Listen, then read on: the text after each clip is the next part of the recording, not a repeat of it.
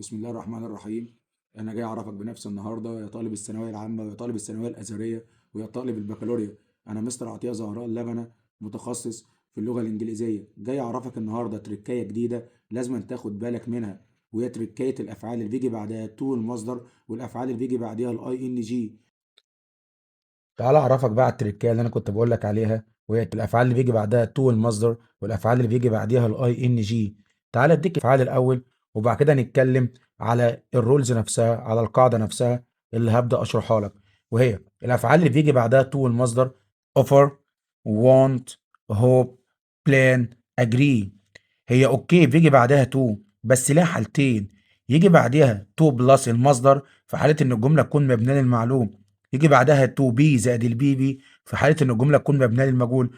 ولو تاخد بالك في التريكات اللي انا قلتها لك قبل التريكايه دي، ان هو مركز في نماذج الوزارة على الباسيف فويس، على المبني للمجهول، وبيخلط الباسيف فويس اللي هو اليونت التامن عندك في سنة تالتة، واللي هو مكرر على جميع المراحل سواء كنت طالب اولى او تانية، بيخلطه باليونتات اللي قبليه عشان يضرب عصفورين بحجر واحد. هو بيركز دايما على المبني للمجهول. يبقى انا عندي اوفر، وعندي وونت، وعندي هوب، وعندي بلان، وعندي اجري، بتيجي بعدها تو زائد المصدر في حاله ان الجمله تكون مبنيه للمعلوم، بتيجي بعدها بي زائد البي بي في حاله الجمله المبنيه للمجهول. تعال نشوف الاكزامبلز. I plan to travel to Luxor soon. أنا أخطط اللي أنا أسافر الأقصر قريبا. ده أنا اللي بخطط، فبلان جه بعدها تو المصدر، كده الجملة مبنية للمعلوم. طب نشوف الإكزامبل اللي بعديه، وهو الكريمنال اللي هو اللص plans to be arrested by police.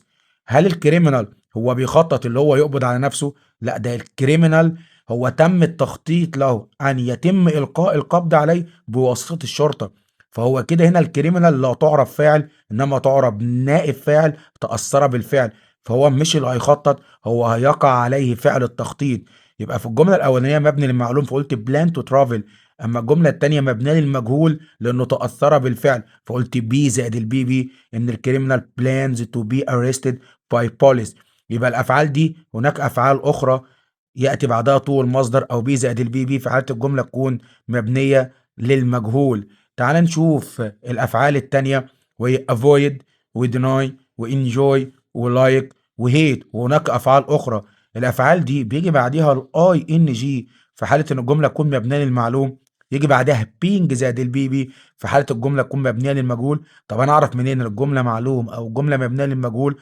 بعرفها من الميننج بتاع الجملة، من معنى الجملة نفسها.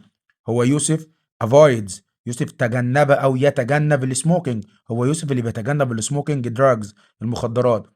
طب يوسف avoid being punished by teacher، يوسف يتجنب أن يتم معاقبته بواسطة المدرس. يوسف مش هيعاقب نفسه، يوسف هيعاقب بواسطة المدرس. فكده الجملة في حالة المبني للمجهول. نركز في التركاية دي يا طالب الثانوية العامة ويا طالب الثانوية الأزهرية ويا طالب البكالوريا، ويا تركاية الأفعال اللي بيجي بعدها طول المصدر في حالة إن الجملة تكون مبنية للمعلوم، بي زائد البي بي في حالة الجملة تكون مبنية للمجهول، افعال بيجي بعدها اي ان جي في حاله المبني المعلوم، يجي بعدها بينج زائد البي بي في حاله ان الجمله تكون مبنيه للمجهول. والسلام عليكم ورحمه الله وبركاته.